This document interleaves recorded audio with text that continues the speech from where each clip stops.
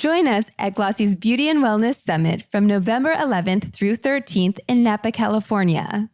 Influential beauty and wellness leaders will meet to discuss strategies and pain points, discover innovative tech, and ultimately make valuable business connections through one-on-ones and casual networking. For a limited time, we're offering $200 off with promo code GBS24, no spaces. Again, that's GBS24 with no spaces. Go to glossy.co/beauty summit for more information and to secure your pass today.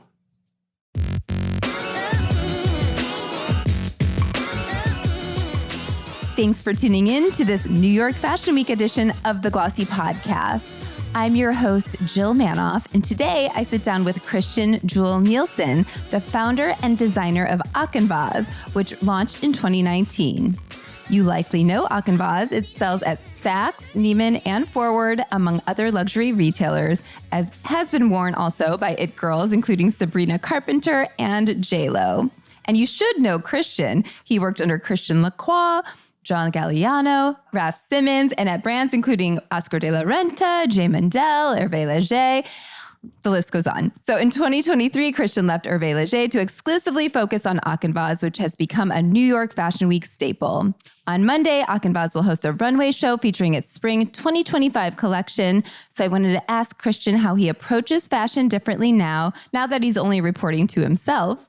And I also want to ask about the business of a Fashion Week show, including the sponsors and selling opportunities often required to make a go of it. Welcome, Christian. How are you? Hi, thank you. I'm very good. How are you? That was a mouthful. I mean, there's a lot to say about you. I'm great. How are you? Are you excited? Are you very good. How many days before the show now? We are at Wednesday. We've got... Is it Wednesday? I think it's Wednesday. We've got a good couple of days. Are you ready? How are you feeling?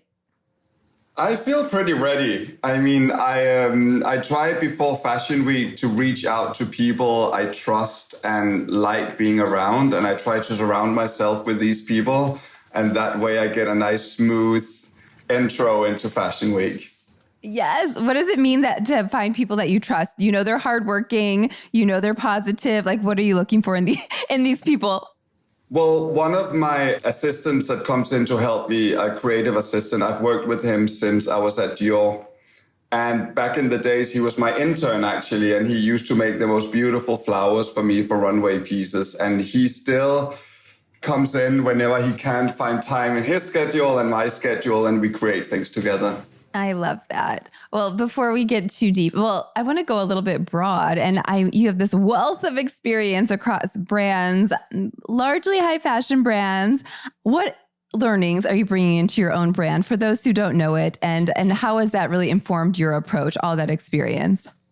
Well, the first thing I feel I've really learned is that there's a big difference between working in America and in Europe.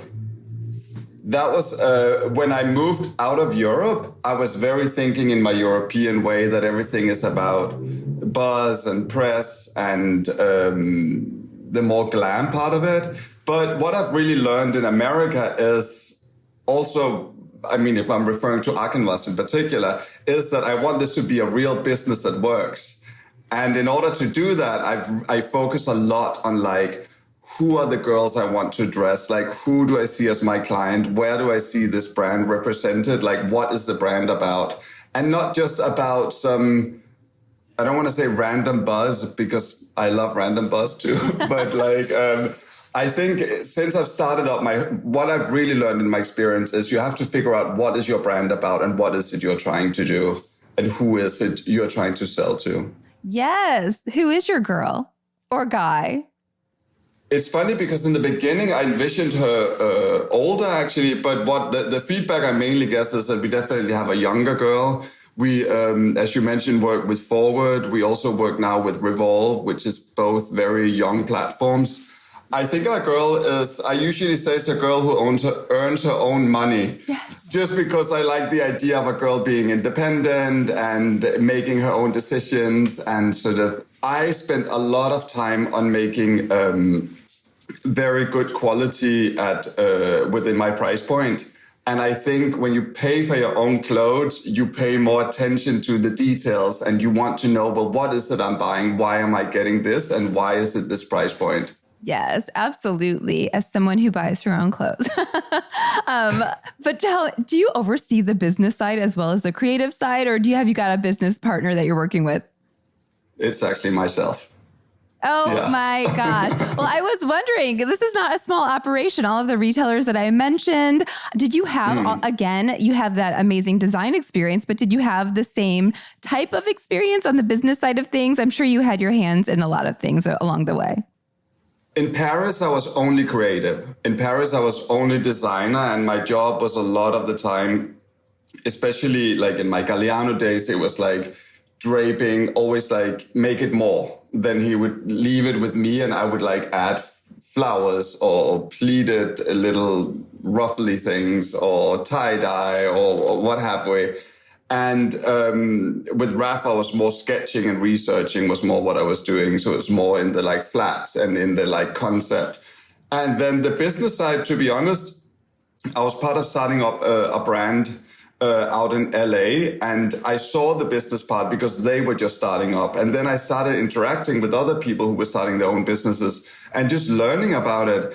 And then I started getting really involved with all my sales appointments, which I think is such a big part of the business part, because you got to know like what is working for you, what is selling. I mean, I get my weekly sales reports and I interact a lot with all my wholesale partners.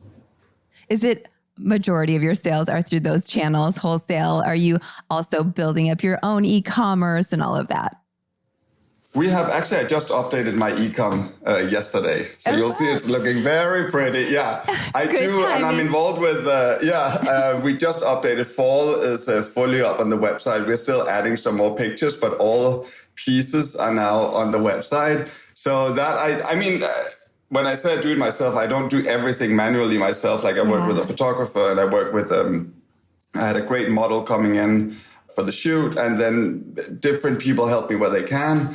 Then I have somebody who helps me in the production of the collection, and I have somebody on sales. But in terms of strategy and all that, I do it myself. Oh my gosh. Talk to me about the size of the business. And like, is this ideal for you? You've been at these large conglomerates and you've seen it all. And right now it seems like you have an amazing handle on your business, like you control over what happens and how it's portrayed. Do you want to kind of grow it from here? Like, what are the goals and how are you feeling about like investors or what may be needed to take it to another level, if at all? So the way I've built it up is actually that the brand is now supporting itself. I started it up with personal savings, and now we're at a stage where the brand is running. Yep. So I have within the big partners I work with, the only one you didn't mention was ShopUp. Yes. That's also being like a really important, like they've been great as well. So I have great wholesale partners now, and our website is definitely a business as well. Yes. Plus we do some custom things. I just did a bride. It just came out yesterday, actually. It's in Vogue I do Amazing. Brides, sort of my little couture projects, which I love doing. But for Aknvas, we plan it out how fast do we want things to grow? Because you can't grow without marketing. I mean, you can to a certain extent. So where we're at right now, it's stable. I think I would take on business partner for sure in terms of, you're referring to investor, right? Yes, correct. I would definitely take on an investor if it's the right investor. I would love to take on an investor who either wants to let me do it completely myself or who's somebody who has experience and actually knows the industry. So it's something I'm very open to, but my business is not struggling. Yes. So I can run it, but as you know, I mean, America is a big country. There's a lot of people to reach out to with various ways of marketing. And that's, at the end of it, it's dollars. So an investor would be very welcome in this on top of the marketing we do ourselves. Yes. And a big part of that is Fashion Week. Like, is Fashion Week your Super Bowl? You do it twice a year? Do you do it more fashion shows than I know? I think twice a year. But yeah, tell me about the importance of Fashion Week to the business. I actually was advised not to do shows. Everyone said to me, like, it's too early, you do this, you shouldn't start this yet. It's so much stress, and it is. But I have to say, I like this way of, first of all, we only do two shows, yes. And I like this way of like a couple of times per year to really show the world, this is where we are. This is what Aknvas looks like. This is the energy that we're sending out now.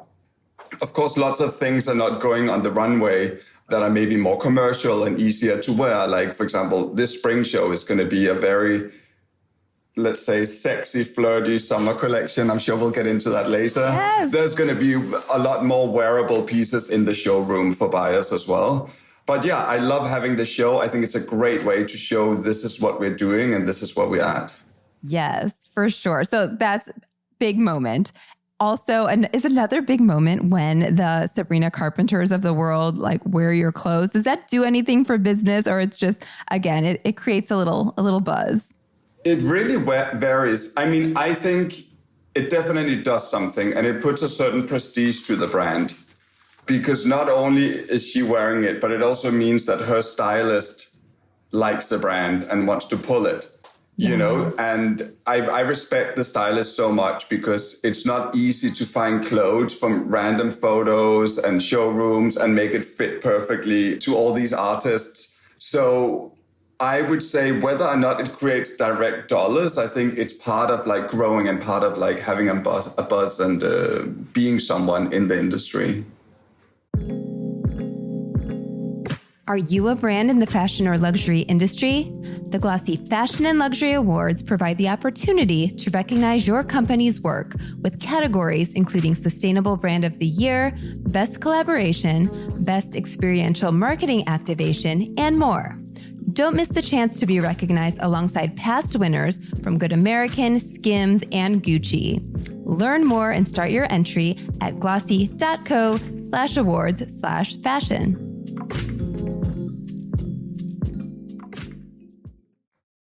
Tell me about spring 2025. It's flirtier, it's sexier, it's more maybe wearable than prior collections, or how would you describe the approach and what feels fresh to you? All right, let me talk you through it. And there's also a little surprise to this season that I'm going to tell you about. Okay. Okay, so usually with my shows and my collections in general, because we do 4 collections a year, I usually have some kind of reference that goes back to Denmark or something about Denmark, where I'm from and where I grew up. So this season, the collection is about, I call it Urban Scout. Fine. It's not necessarily the final title, but I have like a couple of titles that I'm working around. It's about, in my childhood, we would go to summer camps like Boy Scouts and Girl Scouts, and there's something a little bit uniform about it. So you'll see little pieces like this with like little bandanas around the neck. Oh, cute. He's holding up a denim jacket that has like a utility flare. Nice. And everything is styled, so it feels very Aknvas. So instead of boy shorts, she's got little hot pants on that has a cute little ruffle going around the hips. Oh my God. You said hot pants. I love me a hot pant. I do. That is so cute. So you'll have a few of these almost like uniform looks coming in. Yes. In denim, like one after the other. Then we move into the vegan leather section, which is the same, where again, to keep it flirty and fun, we've done this little kind of look. They're like bloomer hot pants. So yeah, leather. Exactly. Have you done leather for spring before? Vegan leather. It's vegan leather. Yeah. So we've done that. I use it a lot, actually. I like it a lot. This one looks really... So good. Looks very authentic, yeah. It really does. It really does. So did you invite some maybe celebs, maybe influencers who will be wearing some of these little pants to your show? No, they'll be watching it. Yes. Next season they can wear it. No one's wearing it front row. No, I like that like people can wear it this season like when they like now it's a surprise and now they're going to be wearing fall. Yes. Hopefully. Fantastic. So yeah, anyway, then the idea is that like Boy Scouts and Girl Scouts are going on camp and it's summer, and then it's some sort of the summer nights where we move into the second part of the collection, which is called monochromatic florals. Okay. Which are all these like sort of very Aknvas colors guipure, which is like 3D lace. Is this a dress? It's a gown, yeah, like a high-low gown. Ooh, the drama. With a halter neck. Yeah, I like to put a little drama into the show. I mean, of course, as you should. You'll see this will walk down the runway. So this is kind of like a crochet. Is it like a lace? It's a lace. Yeah. Yeah. I mean, in French, we call it guipure. Yeah. When it's like lace that has lace appliques 3D on top of it. Is this closing the show? It's really dramatic. So this is like a head to toe, like a gown. I like to put this in the middle. Okay. So this, you have to envision more that it's like during the night and the kids are playing around and like they're in the flower fields and you'll see little bits of flowers coming out of the little details like this will be coming out of the waistbands and necklines. So you're sort of thinking Danish summer, running into the forest, running into the field, catching some flowers. This is a dream. And then at the end of it, you know, when it's sort of the end of the night, you end up in some kind of euphoria where things start sparkling, the stars are shining still a little, and you have these little outfits. Silver, is it sequins? Glitter. Yeah. Sequins happening. Oh my gosh. It's like you can wear this for your night on the town, or you can wear this for... I don't know. I needed some performance to wear this on a stage. You could be Sabrina Carpenter. Yes. Oh my God. So good. So you'll have a lot of these looks. And then moving into like when it gets really flirty, like some super light slip dresses with open backs, completely open with just like a light little flower attached to them. Is that long? That looks like it could skew bridal for sure. It's short. Okay. So cute. For the bridal, for the, what do you call it? Rehearsal dinner, except sexy. It could be, yes. Or at the end of the wedding at night. Yes. Yes. And then to accommodate the whole show, we have now, the surprise I'm referring to is that we are now launching little handbags. I was going to ask about accessories. Now, accessories, this is a debut, first time, yes? Yes, 100%. Oh, good for you. Okay. Is your audience demanding it? Tell me about what inspired this or what cued this.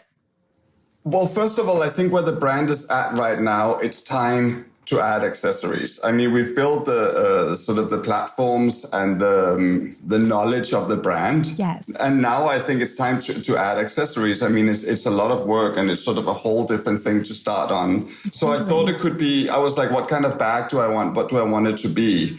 I mean, first of all, I love the idea of this almost being like the Boy Scout carrying this. Yes. Or Girl Scout with all their little like practical things in it. Yes. But on the other hand, like I think when I see girls or when I'm out, it's like these little purses get thrown into the sofa and like swinging around and like they have a tough life. They need to be stable and they need to like be, you know, a decent quality or good quality. So we've made them like this with a little, you know, there's a little credit card. Oh, it's got little compartments. And a little pocket for the lipstick. Oh my gosh, perfect. Or gloss, if you're a gloss girl. You know, we're very open-minded here at the House of Aknvas. But it's perfect. You're right. It's got that little almost like canteen kind of an inspo, but it's like almost like a little, I don't know, cosmetic trunk case or whatever we called it. Yeah. It's a vanity bag. Vanity bag. It's so cute. And That's a more, but I see it more as a Girl Scout bag. Yes. Is that the name of it? Because that would really be amazing, the Girl Scout bag. I'm still very close to finalizing the name. I need to finalize it before Sunday, and I have a few ideas. Tell me about the pricing strategy, because we hear a lot, like, if people will invest in a bag, ready to wear is maybe like less off, like you're wearing it more often. Maybe it's less of an investment. Like, how did you think about pricing that? We're hearing like bag prices are going through the roof. Like in what way is it complementary to your ready to wear line in terms of the pricing or not TBD? I wanted the bag to fit to the collection. So my number one focus was, again, as I mentioned earlier, who's the Aknvas girl? How does she dress? What kind of bag would she like?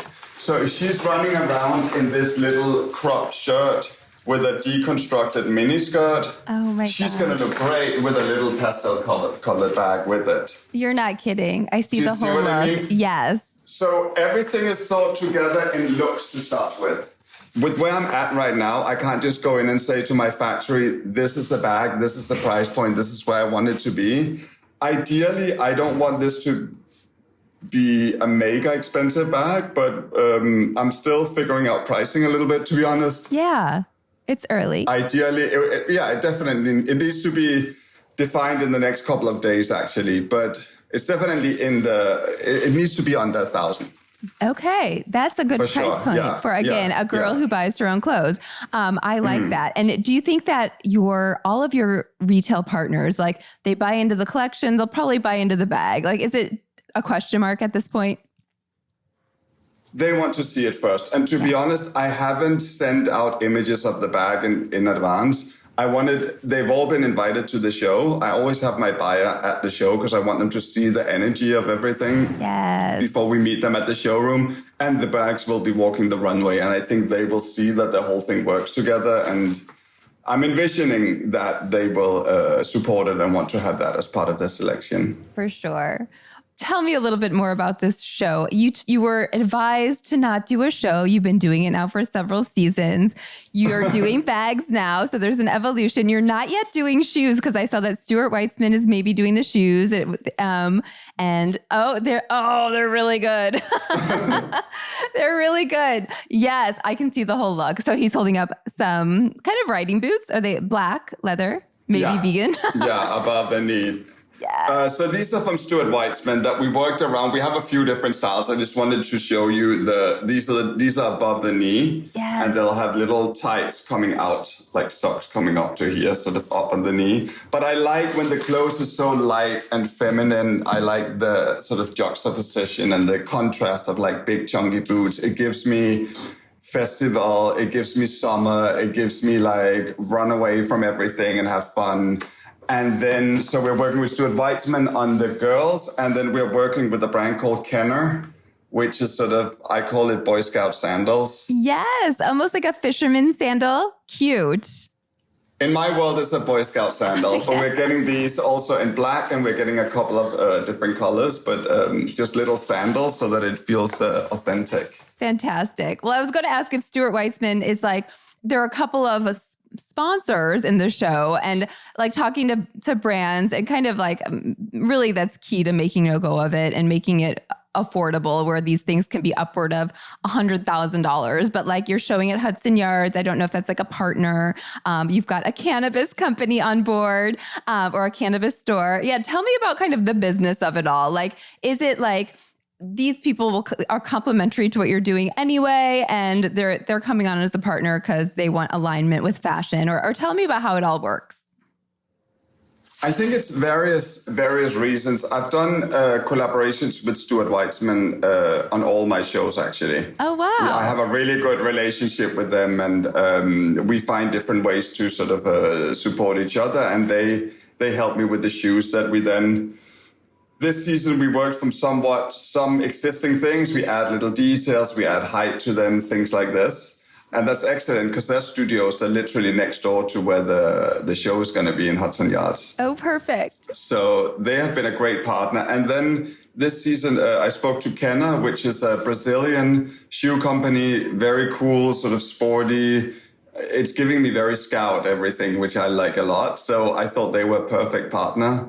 And then for the travel agency, which is a cannabis store, I met them at an event, and they wanted to... The thing is, a lot of these cannabis brands, they're very fashionable in their packaging and the labeling. Now that it's all, especially with the part of it that's legal, right? Yeah. It's very beautiful and beautiful packaging, and they wanted to expose that in a fashionable settings.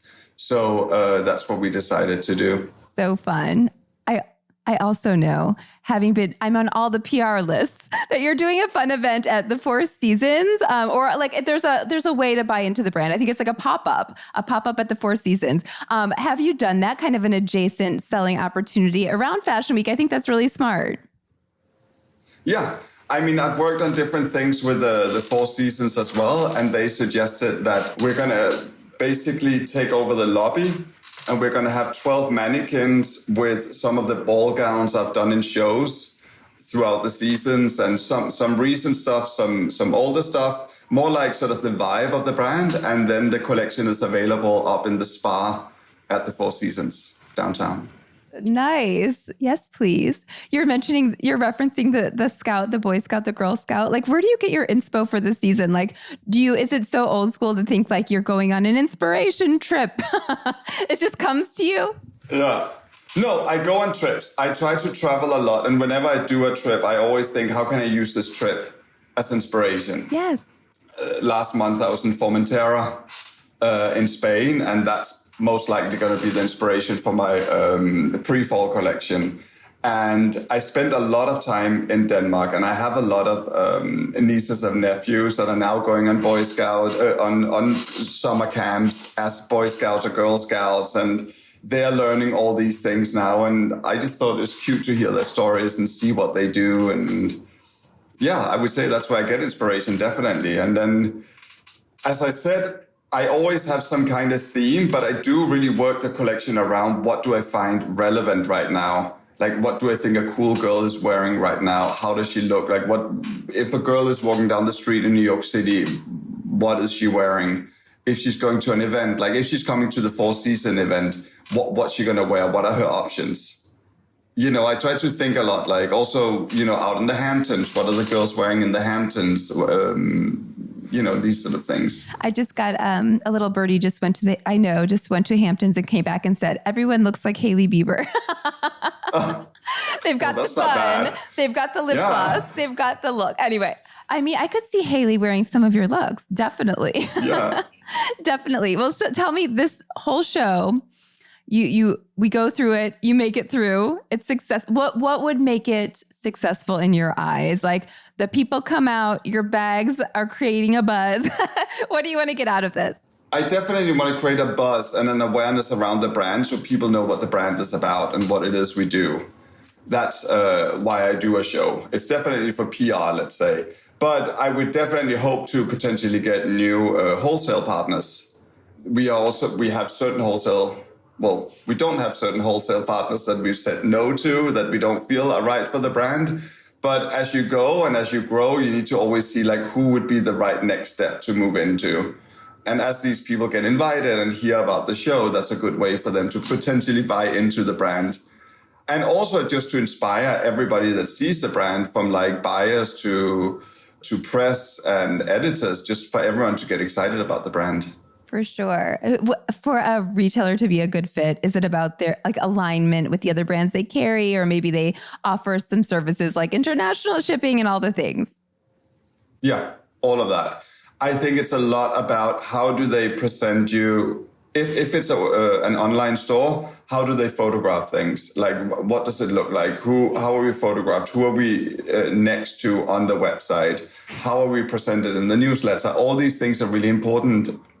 Just think of it yourself when you receive emails from retailers. Like you look at it and you get a certain impression. There's certain stores you may get things from where you're like, that's not very me. Or, yes. You know, I don't want to buy there. And I try to figure out where would the ideal Aknvas girl be shopping, you know? Totally. So we also invite a couple of VIP clients, for example, to the show, like girls who are really interacting with the brand a lot and who loves the brand and who are buying it and who are supporting. Like, I want them to be there as well because they are technically part of the brand. Yes. Oh my gosh. Is there, because you'll have these wholesale partners or potential wholesale partners, you'll have them you'll have their attention at the show. Are there opportunities besides, I mean, is this the collection tell the story? Like, that is the whole idea. Or will there be kind of, I don't know, extra storytelling components, like you have some notes there in the seats or anything else necessary to really like showcase who we are as a brand? Basically, on the seat, there's like, apart from the number and the name of the person sitting there, there's a little sheet with the inspiration of the show. That was some of the notes I was reading out for you about monochromatic flower field and urban scout. Like, I'm trying to find names that feels going into euphoria. You know, these sort of... I need to finalize it all, and that'll definitely be described to them. And then my head of sales will reach out to all the wholesale partners and see where they're at and whether they're open to see new brands. And furthermore, we'll take the collection to Paris at the end of September. Oh, fantastic. Where we are already meeting with, we have already got meetings. It's more international there for obvious reasons, but we have some Japanese buyers coming, and we have, some various new things going on in Paris. Oh my gosh. It's an exciting time for you. I'm excited to see how you grow the brand from here. I'm excited for your show. Thank you for being here and for chatting with me. I took up more of your time than expected, but you're fun, Christian. Very. It was great. I'm like, I haven't packed yet for Fashion Week, but now I'm like, all I can think is I need hot pants. Yes, exactly. I need hot pants. Nobody wants to see that. Anyway. Oh my God. Thank you, Christian. All right. Thank you so much. That's all for this episode. Our theme music is by Otis McDonald. If you liked this episode, be sure to share it with someone else you think would. Thanks for listening to the Glossy Podcast.